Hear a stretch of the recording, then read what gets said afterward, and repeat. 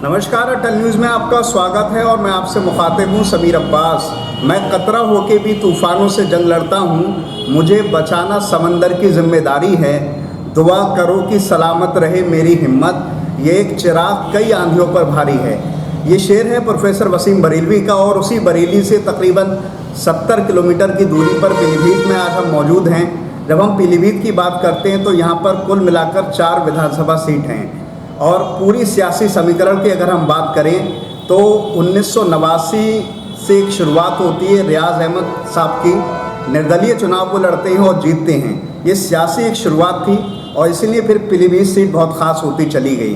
2002 में जब ये सिलसिला आगे बढ़ता है तो वो हाजी रियाज साहब जो हैं लगातार 3 बार जीतते हैं और ये सियासी जो लगातार जो कहना चाहिए बेहतरी की तरफ था वो लगातार मशहूर होता चला गया।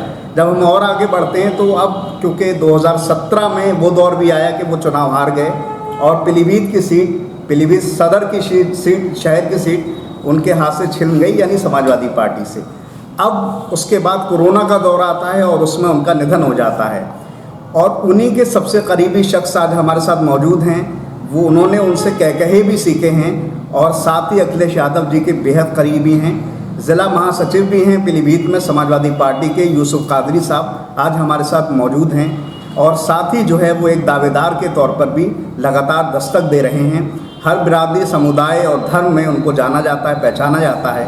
सियासत के हर कहे उन्होंने सीखे हैं क्योंकि छात्र राजनीति से वो निकले हुए हैं। जो छात्र राजनीति से निकलता है वो हर मिट्टी को जानता है और पीलीभीत की मिट्टी तो वैसी ही पीली है जिसमें हर चीज़ समाई हुई है।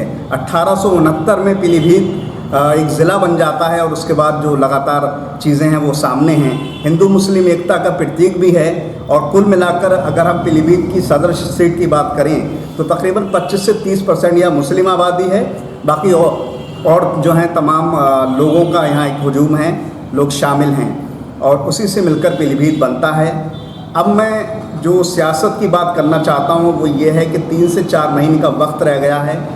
पूरी यूपी की 403 सीटें हैं और उसमें जो है 4 सीटें पीलीभीत की हैं। इस पर सबकी नज़र है। यूसुफ कादरी साहब आज हमारे साथ मौजूद हैं, वो ज़िला महासचिव भी हैं और साथ ही जो है पीलीभीत के दावेदार के तौर पर भी वो सामने आ रहे हैं। एक छोटा सा तारुफ है या आपका, अगर कुछ इजाफा करना चाहें तो आप कुछ कर सकते हैं, उसके बाद हम विषय पर आएंगे। नहीं, इजाफा क्या, मैं पार्टी के सेवक के रूप में हमें आदरणीय अखिलेश यादव जी ने जिला महासचिव बनाया है। उसका दायित्व हम लोग पिछले 11 महीने से लगातार निभा रहे हैं। अच्छा, मैं अब यहाँ से शुरुआत करना चाहता हूँ कि एक पूरा जो मैंने बताया कि 1989 से एक शुरुआत होती है रियाज अहमद साहब की और वो यहाँ के सबसे बड़े लीडर गुजरे हैं, भले आज वो इस दुनिया में नहीं हैं। उनकी जो सियासी सफ़र था उसको आपने किस तरह से देखा और कौन सी ऐसी चीज़ें जो आपने उनसे सीखी जिनको लेकर जो है एक ख़ास माहौल इस वक्त तब्दील हो चुका है? ऐसा है, मरहूम हाजी रियाज अहमद साहब, ये दो राय नहीं है कि वो 5 बार यहाँ से MLA रहे हैं और 3 बार समाजवादी पार्टी में विधायक रहे, राज्य मंत्री रहे, स्वतंत्र प्रभार रहे और कैबिनेट मिनिस्टर तक गए। ये अच्छी शख्सियत के मालिक थे वो, और जो सबसे बड़ी खूबी उनके अंदर थी वो ये थी कि वो हमेशा धैर्य, जो एक राजनीति का एक सबसे बड़ा, जो जितने लोग भी राजनीति करते हैं अगर उनके पास धैर्य है तो निश्चित ही वो आगे जाते हैं। और धैर्य के मामले में मैं ये कहूँगा कि हाजी रियाज अहमद साहब सबसे मजबूत हैं। अब क्योंकि उनके निधन के बाद ये सीट खाली हो चुकी है और जितने तमाम लीडरान हम देख रहे हैं उसमें सबसे सीनियर लीडर आप हैं। आपने भी दावेदारी एक ठोकी है यहाँ से। किस तरह का माहौल देख रहे हैं आप, क्योंकि आपने उनके साथ रह के तमाम कहे भी सीखे होंगे, तमाम चीज़ें आपने महसूस की होंगी, क्या उम्मीद लगती है? नहीं, बिल्कुल सही बात है कि जब सीट खाली हुई है तो तमाम, चूँकि हम लोकतंत्र में चल रहे हैं और लोकतंत्र हमारे देश का सबसे बड़ा लोकतंत्र है। दुनिया का जितने भी बड़े लोकतंत्र हैं उनमें सबसे बड़ा लोकतंत्र जो है भारत है। और समाजवादी पार्टी में उससे बड़ा लोकतंत्र है, क्योंकि समाजवादी पार्टी के राष्ट्रीय अध्यक्ष जी ने जो लोगों को शामिल करना और लोगों से शामिल हुए और शामिल होने के बाद लोगों ने अपनी इच्छा जाहिर की कि हम तैयारी करना चाहते हैं, तो उन्होंने कहा कि बिना शर्त, कोई शर्त नहीं है, आप तैयारी कर सकते हैं। तो तमाम लोग तैयारी कर रहे हैं। अब तैयारी में अब ये राष्ट्रीय अध्यक्ष जी का, माननीय राष्ट्रीय अध्यक्ष जी का विवेक है कि वो किसकी ताजपोशी करते हैं, किसको प्रत्याशी बनाते हैं। जिसको प्रत्याशी बनाएंगे उसको हम सब मिलके चुनाव लड़ाएंगे। क्योंकि आपका अगर हम सियासी सफ़र पूरा देखें तो तकरीबन 2002 के आसपास इन्होंने अखिलेश यादव जी ने भी एक शुरुआत की थी, छात्र राजनीति से वो उठे थे और आप भी उस दरमियान से लगातार उनके साथ हैं। आपको बाकायदा वो बहुत करीब से जानते हैं। किस तरह का अभी आप मुलाकात भी करके आए, लगातार आप उनसे कांटेक्ट में हैं, किस तरह का माहौल देख रहे हैं पीलीभीत के अंदर, और इसके अलावा अगर हम यूपी की सियासत पर भी जाएँ? माननीय राष्ट्रीय अध्यक्ष जी को मैं जो मेरी अपनी कैबिनेट, मैं एक अपने अभिभावक के रूप में देखता हूँ और एक सेवक के रूप में काम करता हूँ। और समाजवादी पार्टी एक परिवार है और परिवार में हमारे अभिभावक के रूप में माननीय राष्ट्रीय अध्यक्ष जी को देखता हूँ मैं। और जो भी मिलके आए हैं उनका मैं ये कहना चाहूँगा कि हिंदुस्तान में इतना सरल नेता नहीं है जितने कि हमारे माननीय राष्ट्रीय अध्यक्ष जी हैं। और उन्हीं की प्रेरणा से आज नौजवान उत्तर प्रदेश में सरकार भी आ रही है और नौजवान बड़ी तेज़ी से जुड़ा है। जी, क्योंकि आप छात्र राजनीति से जुड़े हुए हैं, हमारे सामने हमारे लोकतंत्र का जो इतिहास रहा है उसमें अटल बिहारी वाजपेयी जी से शुरुआत होती है, जो छात्र राजनीति से निकल के किस मुकाम पर पहुंचे वो बताने की ज़रूरत नहीं है। राजीव गांधी जी और ख़ुद समाजवादी पार्टी के बड़े लीडर, बहुत सारे लीडर थे जो छात्र राजनीति से लेकर कर सियासत के तमाम मुकाम पर पहुँचे। तो क्या छात्र राजनीति का किस तरह का फ़ायदा मिलता है, अगर आप चाहें हमारे ज़रिए से वो भी बता सकते हैं? बिल्कुल, छात्र राजनीति से जो लोग भी निकल के आए हैं तो बेबाकी से अपनी बात रखते हैं और बेबाकी ही राजनीति में सबसे महत्वपूर्ण पहलू है। और एक राजनीति की नर्सरी छात्र मानी जाती है कि छात्र राजनीति नर्सरी है। तो उस नर्सरी से अगर कोई भी निकल के आता है तो ये जाहिर सी बात है कि उसके पास कॉन्फिडेंस, उसके पास लगन, मेहनत, सारी चीज़ें होती हैं। और मैं ये मानता हूँ कि अगर और हर छोटी मोटी जो बारीकियाँ, उतार ज़िंदगी के राजनीति में उतार चढ़ाव, सारी चीज़ें वो छात्र राजनीति में देखी होती हैं। तो दो राय नहीं कि छात्र राजनीति करने वाला व्यक्ति जब आगे बढ़ता है तो वो पीछे नहीं हटता। क्योंकि छात्र राजनीति का जिक्र हो रहा बार बार, अगर पार्टी और उसके बाद आवाम भी आपको मौका देती है तो छात्र, क्योंकि किसी भी मुल्क की तरक्की का सबसे बड़ा ज़रिया होता है और हिंदुस्तान तो वैसे ही युवाओं का देश कहा जाता है, पूरी दुनिया में हिंदुस्तान में सबसे ज़्यादा युवा रहते हैं। छात्र राजनीति की बात कर रहे हैं आप, तो छात्रों की ऐसा क्या करना चाहेंगे अगर पार्टी और उसके बाद जनता आपको मौका देती है और आपको नुमाइंदा चुनती है? देखिए, ये बात बिल्कुल दो राय नहीं है कि माननीय राष्ट्रीय अध्यक्ष जी हमारे, अगर उन्होंने मौका दिया और आवाम ने मौका दिया तो निश्चित अगर मान लो जो बुनियादी चीज़ें हैं, उन बुनियादी जो हमारे जनपद, हमारे क्षेत्र में जो बुनियादी चीज़ें हैं, यहाँ पे बहुत सारी बुनियादी चीज़ें हैं जो ज़रूरत है। और मैं ये कहना चाहूँगा कि एक लंबी फेहरिस्त है और एक लंबी फेहरिस्त के साथ 2012 से 17 के बीच माननीय राष्ट्रीय अध्यक्ष जी ने यहाँ पे काम कराया। टाइगर रिजर्व बनाया जो पीलीभीत का बहुत बड़ी सौगात है। और हमारे यहाँ पिछले कई सालों से एक ओवर ब्रिज था जिसमें तमाम जाम लगता था, लोग परेशान होते थे, मरीज़ परेशान होते थे, बुजुर्ग परेशान होते थे। तो एक जो है बनाया उन्होंने, ओवर ब्रिज बनाया। उस ओवर ब्रिज से ये हुआ कि क्या नाम है, आज पूरे ज़िले के अंदर तमाम लोगों को सहूलियतें मिल रही हैं। बस एक दो सवाल आखिरी के रह गए। आपसे छात्र राजनीति पर तमाम हमारी बात हो चुकी है, और भी बहुत सारे मुद्दे हैं। शिक्षा का मुद्दा होता है, रोज़गार का मुद्दा होता है, जो पीलीभीत में हमें नज़र नहीं आता। बहुत सारे आरोप भी लगते हैं विधायक के ऊपर और तमाम चीज़ों को लेकर, सड़कों के हाल होते हैं। उस चीज़ को बेहतर करने के लिए क्या सोचते हैं?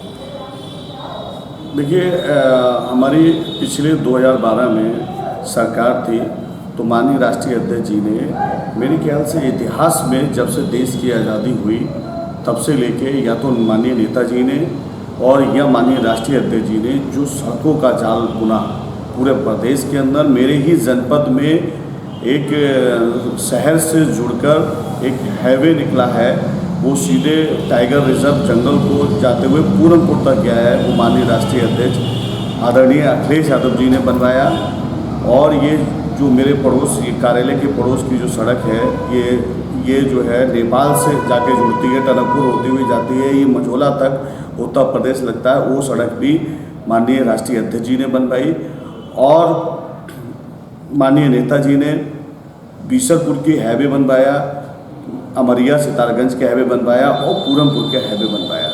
तो मैं बिल्कुल इसमें गुरेज नहीं है, मैं बिल्कुल बेबाकी से कहना चाहूँगा कि सपा की सरकार आएगी और निश्चित ही एक बहुत बड़ा जाल सड़कों का, जो आज इन्होंने भारतीय जनता पार्टी ने गड्ढा मुक्त का नारा दिया था, और मेरे ख्याल से कि जब से इनके 4.5 साल, पौने 5 साल की सरकार चल रही है, पौने 5 साल की सरकार में एक भी गड्ढा ये नहीं भर पाए। जो सड़कें सपा सरकार ने बनाई थी वही सड़कें हैं, उन पे ये मरम्मत तक नहीं कर पाए, उन पे एक कोट भी नहीं डाल पाए। इसका सबूत मेरे माधो टाटा की रोड है कि उस पर जो सड़क पहले पड़ी थी 2012 से 17 के बीच में, वही सड़क, उस पर एक लेयर भी नहीं पड़ पाई। और ये मझोला की सड़क बनी हुई है, इस पर गड्ढा, अभी भी गड्ढे हैं। आप बीसलपुर के रोड पे चले जाइए, बीसलपुर रोड पे गड्ढे हैं, और आप अमरिया रोड पे चले जाइए, अमरिया रोड पे भी गड्ढे हैं, और तमाम सड़कें हैं। यहाँ से एक मझोला से जुड़ती रोड है, एक लिंक रोड है, उस पर भी गड्ढे हैं। तमाम शहरों में गड्ढे हैं, आप शहर के अंदर चले, शहरों में गड्ढे हैं। तो ये झूठों मक्कारों की सरकार है, ये लोग झूठ बोलते हैं और इन्होंने झूठ बोल के जनता को चला है, और आज जनता पहचान चुकी है। निश्चित ही समाजवादी पार्टी की सरकार बनेगी, और इतिहास में ये सरकार बनने जा रही है, सपा की सरकार, ये निश्चित ही इतिहास रचने का काम करेगी। और एक बड़ा जो नौजवान बेरोजगार है, उनको बड़ी तादाद में रोज़गार मिलेगा, बड़ी तादाद में महिलाओं को सम्मान मिलेगा, बुजुर्गों को सम्मान मिलेगा, हर व्यक्ति, हर तबके को सम्मान। हम अभी जब रोड से आ रहे थे, जहानाबाद होकर, तमाम जगह होकर, लोगों से बातचीत भी हो रही थी, हर किसी के ज़ुबान पर आपका जिक्र है, हर धर्म, जाति, समुदाय के लोग आपको पसंद कर रहे हैं। किस तरह से, क्या उम्मीद लगाते हैं टिकट को लेकर आप? मैं माननीय राष्ट्रीय अध्यक्ष आदरणीय अखिलेश यादव जी का एक छोटा सा सेवक और सेवक के रूप में काम कर रहा हूँ, और जिसे भी वो मुझे या किसी और को जिसे भी वो टिकट देंगे, मैं निश्चित एक सेवक के रूप में हमेशा अपना दायित्व निभाऊंगा, निभाता आया हूँ और निभाऊंगा। बस एक आखिरी सवाल रह गया, जो व्यक्तिगत ज़िंदगी से, जो सियासत से हटके हैं, आजकल की जो पॉलिटिक्स है वो फुल टाइम जॉब होकर रह गई है। इतनी मसरूफ़ लाइफ के दरमियान अपने मनोरंजन के लिए ज़िला सचिव जी क्या करते हैं, यूसुफ कादरी साहब, अगर चाहें तो रोशनी डाल सकते हैं?